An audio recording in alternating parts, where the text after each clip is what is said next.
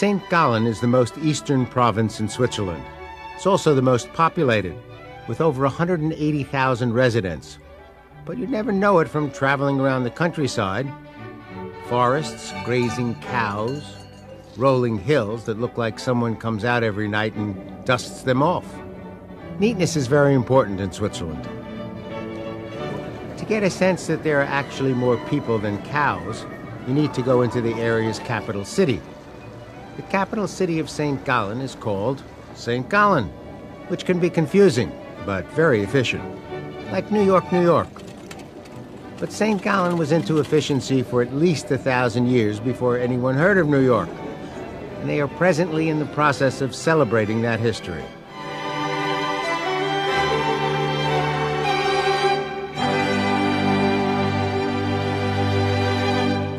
It all started in 612 when a wandering Irish monk by the name of Gallus was passing through eastern Switzerland and decided that this was his kind of neighborhood. It was cold, it was barren, it was gray, it was miserable, and that was just what he was looking for. Because in those days, in order to have great accommodations in the afterlife, you had to have miserable accommodations in this one.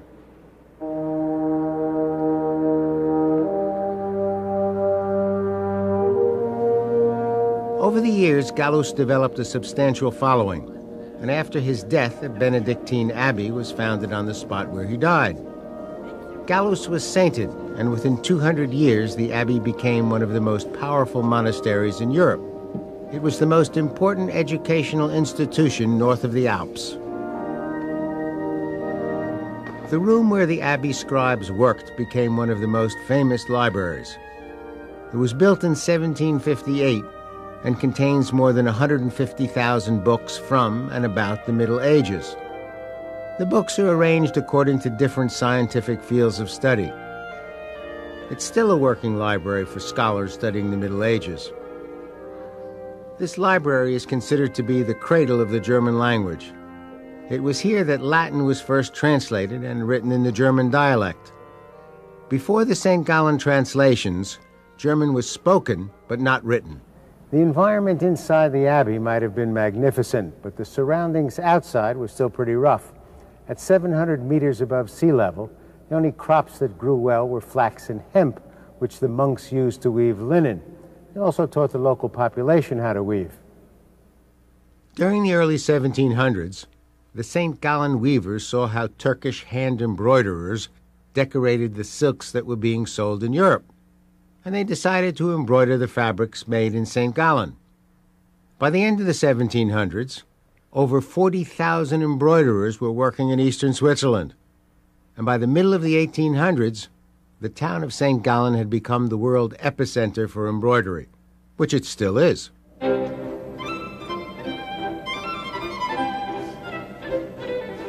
There are 3 great embroidery houses in St. Gallen, and each has a different approach to the art. This is Forster owner. Tobias Forster is the CEO. The company was founded by my grandfather in 1904, and at that time many embroidery companies were founded in St. Gallen, and because the embroidery industry was the most important export industry of all of Switzerland, more important than watches or chocolate or what have you. So at that time, when you wanted to get rich quickly, you had to go to St. Gallen and found an embroidery company. Then, after the First World War, business became difficult. Fashion changed. So many companies went bankrupt. And then in the 30s, my father came into the business, and he thought this is not going to happen to me again.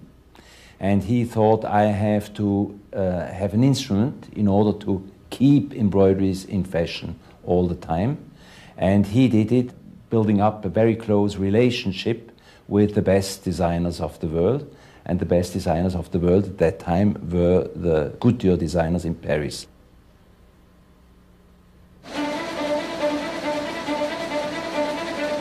During the 1860s, craftsmen in Switzerland developed the mechanized loom. It utilized a combination of continuously threaded needles and a shuttle containing a bobbin of thread. The shuttle was shaped like the hull of a boat. In the Swiss-German language, the word for little boat is Schiffli, and the mechanism became famous as the Schiffli machine. When the first large embroidery machines were built in St. Gallen, these elaborate fabrics were suddenly available at a much lower price than ever before. Today, about 65% of embroidered fabrics are produced for generally affordable items, particularly lingerie. About 35% of St. Gallen's embroidery goes to the fashion industry for the creation of haute couture and prêt-à-porter clothing by the great designers. But I was surprised to find out that almost all of the embroidery designs are developed not by the fashion houses that design the clothing, but by the embroidery companies. Martin Leuthold is the creative director of the Jakob Schlepfer Company, which is one of the most important embroidery houses in the world. Do you go to famous designers and ask them what they want for next season? Well, if you go to the designer and ask them what they need for next season, they say something nice, something beautiful, something innovative. Very detailed. Yes. Something nice. If fashion has seen something once, it's old. Fashion people, they have to touch and they have to see the colors, they have to feel the fabric, and then they choose or they like it or don't like it. We do about 2,500 designs a year. Each 3 months we have a new collection. What are some of these that are here? Well, there are different fabrics. This is something special we developed. It's a 5-layer silk metallic fabric. It's just woven together on the selvage, and all 5 layers are loose. And then overprinted with an inkjet print, and you get this kind of light feeling. So it's more than really embroidery, it's a creation of different fabrics. Well, we use all materials, from feathers to wood to plastic sequins, silk, cotton, polyester. This is feathers on a cotton organdy. Cotton organdy, it's also a very specialized fabric from St. Gallen. The last 200 years we do cotton like organza, like silk. Is that done by hand? Yes. So each of one these is glued on by hand. We've been embroidering fabric for thousands of years. The ancient Egyptians and the Babylonians embroidered their robes. During the Middle Ages, ecclesiastical clothing was embroidered. And by the early 1300s, successful merchants were into embroidered clothing because it was an unmistakable sign of their wealth. One of the great inspirations for new designs are the embroidery house libraries. Bischoff Textile is the third great embroidery house in St. Gallen, and it is famous for its textile library. Max Hungerbuehler is the CEO. It's a Chinese embroidery. I've personally worked with it is by coloring up new designs because the color combinations are so unusual. It's something different made in pure silk. Here is a Japanese embroidery, very, very colorful. You see the background is red, and then at least 12 to 15 colors are being used for the embroidery, a piece of art. How long would it take somebody to do just one of those flowers? I would estimate it would take between 2 and 3 hours to do this with the changing of the yarns and everything.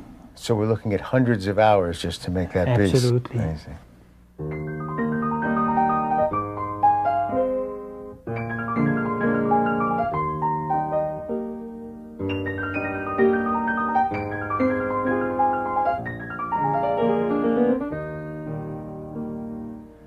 This library is an old collection of embroideries, but also of books, fashion books.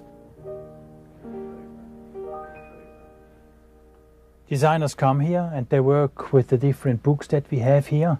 Let me just show you one. You have different designs of old dresses. Surely today a stylist or a designer will not make something like that again, but it inspires him, and he also sees how embroideries can be adapted on the different dresses. This is a present that we got from customers in Spain. The reason is Bischoff Textil AG was founded in 1927, and Mr. Bischoff went for his first trip to sell embroideries to Spain, and he made many friends down there because it became quite a good market even during those tough times, and one of the friends then gave him this as a present. This is embroidery, hand embroidery, metallic embroidery, a beautiful piece. I hope the bulls appreciate what they went through. I could imagine. They didn't so much, but the public and probably the torero that was wearing it, he also was quite attractive to lots of women.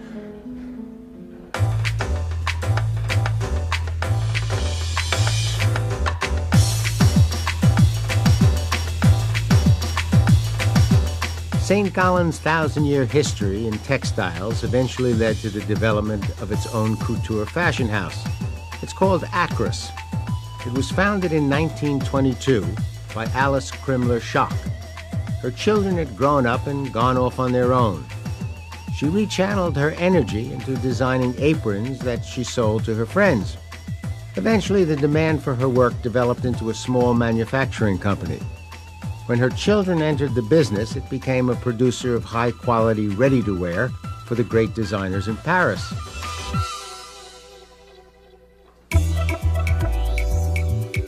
In 1982, Alice's grandson Albert was brought in to design their own label under the Acris name.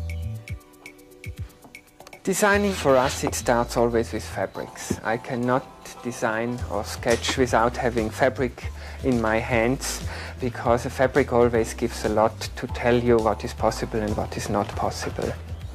When I have done the fabric quality, I think of a color. And then I do a sketch, I design what I want to do.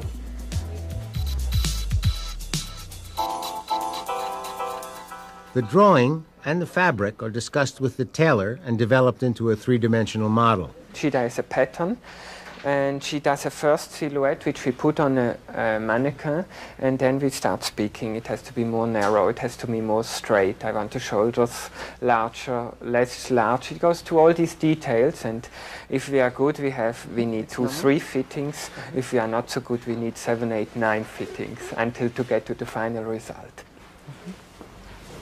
Still not right. Albert is always mindful of St. Gallen's history in embroidery. His signature clothes use both classic embroidery and modern fabrics. 25% of the manufacturing process for an Acris garment still requires highly specialized handwork. His designs are sold in major department stores and Acris shops that have been set up in cities throughout the world. In recognition of its 1,000-year history in the textile business, St. Gallen has organized a celebration called Schnittpunkt.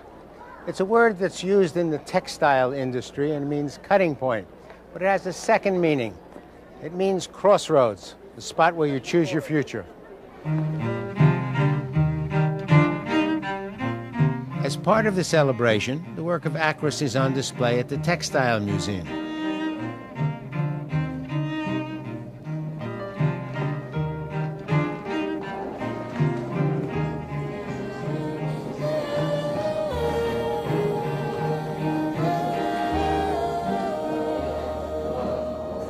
This is the Spring-Summer Collection 2006, this year's summer collection, and here I was inspired by a photo shoot of Helmut Newton, of Angelica Houston. She did in 1973 for Italian Vogue.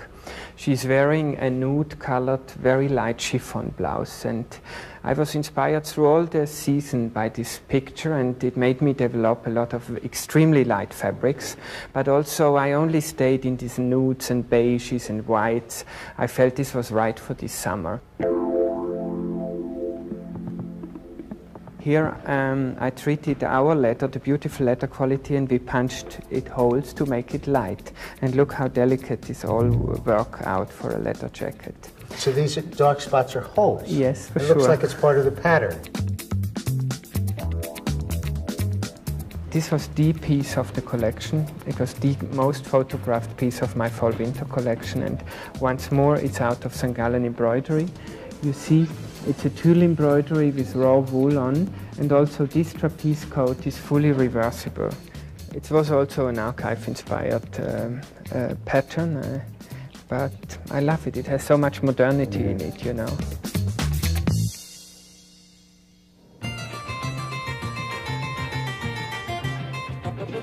As part of Schnittpunkt, the St. Gallen Art Museum installed an exhibition called Lifestyle, which is a collection of works that deal with the relationship between art and fashion. The curator is Conrad Bitterly.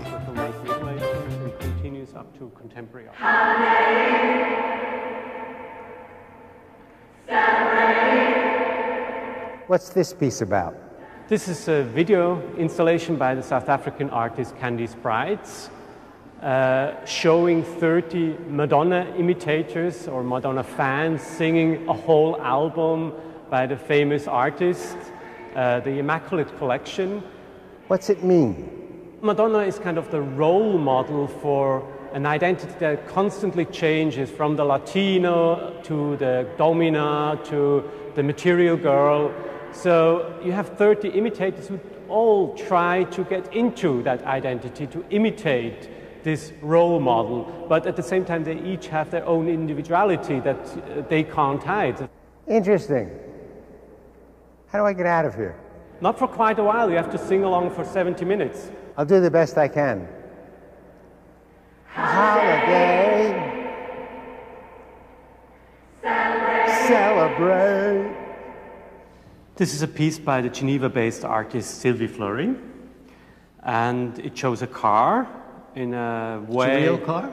It's a real car, but in a way that you don't drive it anymore. It's crashed, obviously, and it has a color that doesn't quite fit the colors that you usually see on streets. It's a lipstick color, Givenchy 601. So what it does, it kind of melds two different worlds, the world of racing, of male obsession, with the world of fashion, of makeup, through the color of the Givenchy makeup and lipsticks. Just down the street is the St. Gallen Historical Museum, which has an exhibition called Dress Code. The works present the idea that a dress contains a coded message. There's an extraordinary video by Yves Sussman.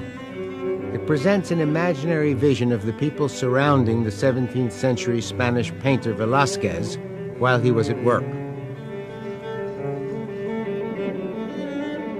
A video by Hussein Chilean presents furniture that can be turned into clothing. Jacqueline Hassink is a photographer with a special interest in the private fitting rooms used by the great designers for their most important clients. This series presents some of those rooms.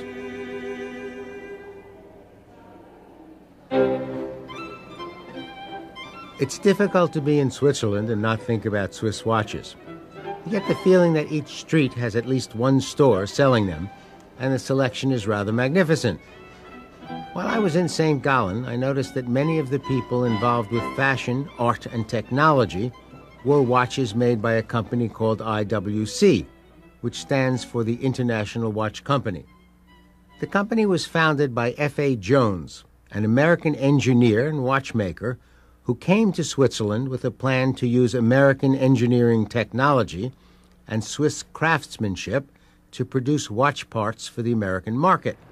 Originally, he wanted to manufacture his watches in the French-speaking part of Switzerland near Geneva, but the French would have none of his modern American ideas and basically told him to get lost.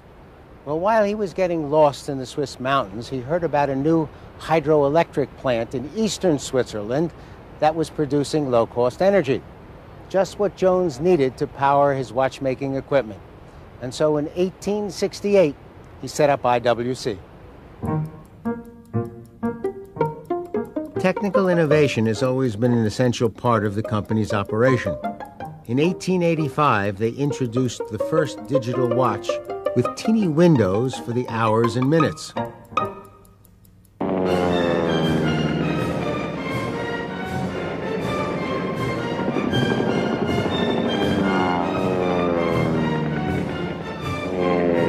During the 1930s, they turned their attention to the needs of early aviators.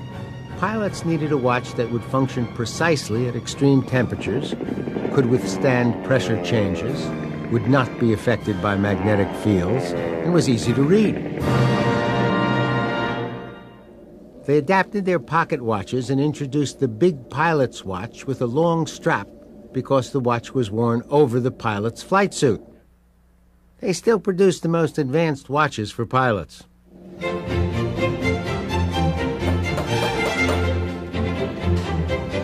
In 1985, they introduced the Da Vinci. It was the first wristwatch with a mechanical calendar programmed for 500 years. It proved especially popular with people who had a family history of longevity.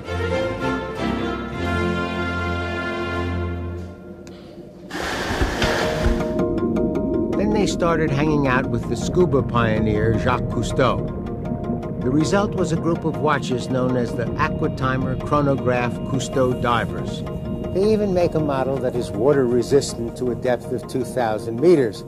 I can't imagine what I would be doing at that depth, and if I was there, why do I need to know what time it is? But you never can tell. Might have a sushi date with a mermaid and not want to be late.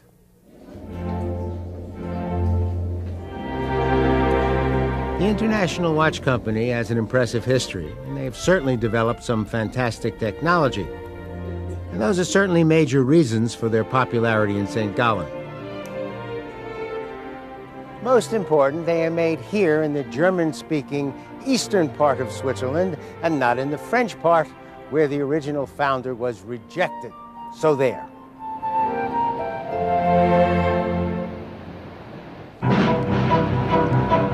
And on that note, it's time to see what's cooking in St. Gallen.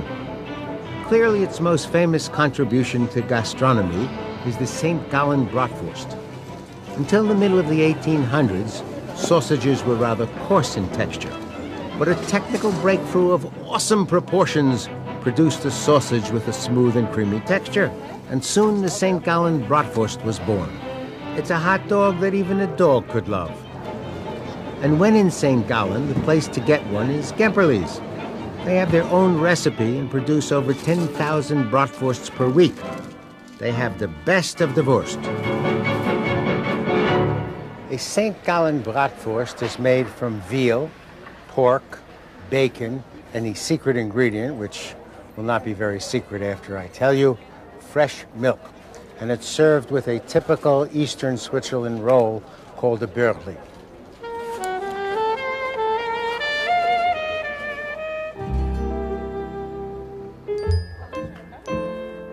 For a coffee and a traditional sweet, the place to go is Rogweiler's Cafe and Tea Room.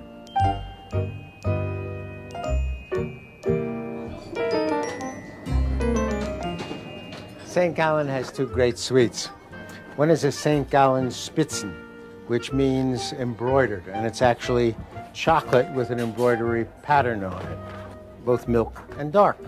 And the other one is a Biber, which is gingerbread, marzipan, gingerbread. It's a marzipan sandwich. And finally, there's the Scherer Chocolate Shop with its handmade specialties. An obvious test of one's willpower. Okay, let's get started. One of those. One of those. One of those. Two of those. Getting the knack of this, huh? One of those. One of those. One of those. One of those. And clearly my willpower is not as strong as I thought it was. For Travels and Traditions, I'm Burt Wolf. For a printed copy of this show, send a stamped envelope and $3 to this address. Please mark envelope with show number. The same information is available free on burtwolf.com.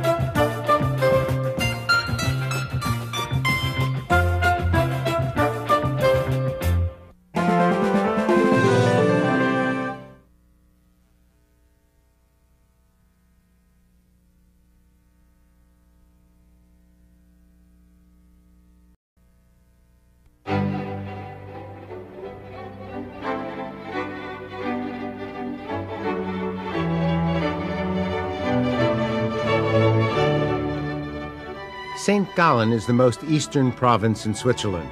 It's also the most populated, with over 180,000 residents. But you'd never know it from traveling around the countryside. Forests, grazing cows, rolling hills that look like someone comes out every night and dusts them off. Neatness is very important in Switzerland. To get a sense that there are actually more people than cows, you need to go into the area's capital city.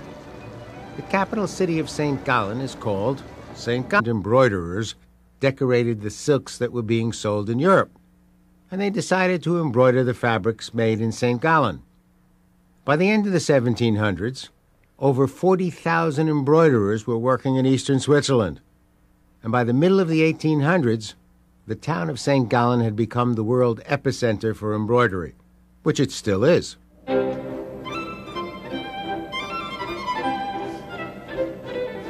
There are 3 great embroidery houses in St. Gallen, and each has a different approach to the art.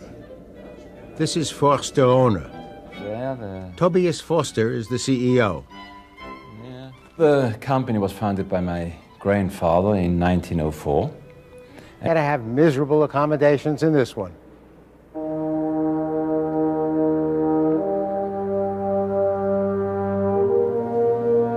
Over the years, Gallus developed a substantial following, and after his death, a Benedictine abbey was founded on the spot where he died.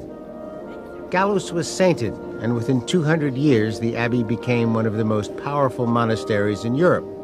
It was the most important educational institution north of the Alps. The room where the abbey scribes worked became one of the most famous libraries. It was built in 1758 and contains more than 150,000 books from and about the Middle Ages. The books, which can be confusing, but very efficient, like New York, New York. But St. Gallen was into efficiency for at least 1,000 years before anyone heard of New York, and they are presently in the process of celebrating that history.